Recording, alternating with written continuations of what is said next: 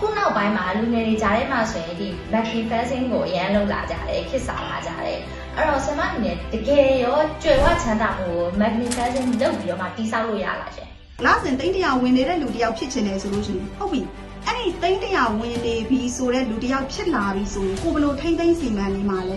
ကိုဘာတွေကိုလုပ်နေမှာလဲအဲ့ဒီ version ကိုတွေးနေပြီအဲ့ဒီ version တိုင်းနိုင်လုပ်နေတယ်ဆိုရင်တော့အဲ့ဒီ manifest ဖြစ်တာပေါ့အဲ့တော့ကိုလိုချင်တဲ့လူတယောက်ဖြစ်လာဖို့အတွက်ကိုကဘလို့ version နဲ့နေထိုင်နေမှာလဲအဲ့ဒီလိုဖြစ်နေပြီဆိုတဲ့လူတယောက် version ပုံစံအတိုင်းကိုဒီနေ့မှအရင်စပြီးအရင်လုပ်လိုက်ပေါ့အဲ့တော့စိတ်အာရုံညွတ်နေုံနဲ့ manifest ထားလုံးနေုံနဲ့ affirmation တွေထား incantation တွေရွတ်စာရက်တွေချရေး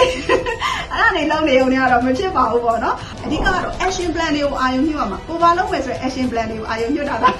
manifestation စစ်ပေါ့လိုချင်တာတွေကိုထိုင်စိတ်ကူးရင်တော့ manifestation မဟုတ်ဘူးပေါ့နော်ဟုတ်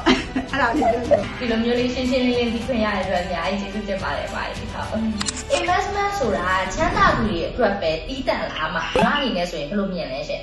အများနဲ့ငွေကြေးဒီ tools တစ်ခုအနေနဲ့ထိတွေ့နေတာငွေရှာနေတာသုံးဖို့တစ်ခုတည်းအတွက်လားငွေရှာနေတာစုဖို့တစ်ခုတည်းအတွက်လားဒါမှမဟုတ်ကိုယ်နေစဉ်ဘဝလေးဖြည့်ရှင်းရအောင်အတွက်ပဲလားမဟုတ်ဘူးလေနော်သားသမီးတွေရဲ့ရှေ့ရေးရှိရင်ရှိမယ်တက်ကြီးလာတဲ့တစ်ချိန်ကြားလို့ရှိရင် freedom ဖြစ်လာဖို့အတွက်ပေါ့နော် investment လုပ်တာကြီးလည်းဖြစ်ချင်းဖြစ်မယ်ပေါ့နော်လူတိုင်းက investment လုပ်တဲ့မှာတယ်ပေါ့ investment လုပ်တဲ့ဆိုတိုင်းမှာလည်းကိုမကျွမ်းကျင်တာတွေသွားလို့မရဘူးပေါ့နော်ကိုကျွမ်းကျင်တဲ့အပိုင်းကဏ္ဍတွေကနေပြီးတော့မှနိုင်နေတဲ့ investment လေးတွေကိုစတင်လှုပ်ဆောင်ခြင်းအပြင်ရလာစေတယ်ပေါ့ investment ကတော့ချမ်းသာတဲ့လူတွေအတွက်မှမဟုတ်ပါဘူးကိုတာမန်ဝင်နေတဲ့